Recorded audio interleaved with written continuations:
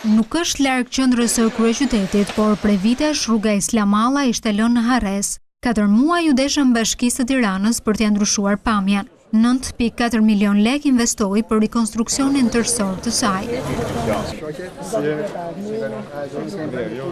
Segmenti që lidh rrugën e Kavajës me Myslimshyrin është vetëm projekti i parë i Bashkisë për këtë zonë. Me zbatimin e planit urbanistik, kryebashkiaku Lulzim Basha garantoi një tjetër standard. Ky investim është vetëm një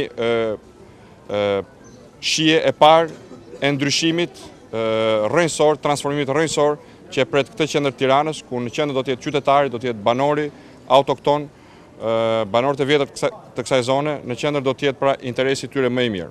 Në këtë lagje ne do të aplikojmë me anë të planit urbanistik standardin më të lartë të mundshëm, duke i dhënë mundësinë banorëve të zhvillojnë pronën e tyre dhe duke kthyer këtë zonë në një nga zonat më atraktive, si për të banuar, ashtu edhe për interesa komercial.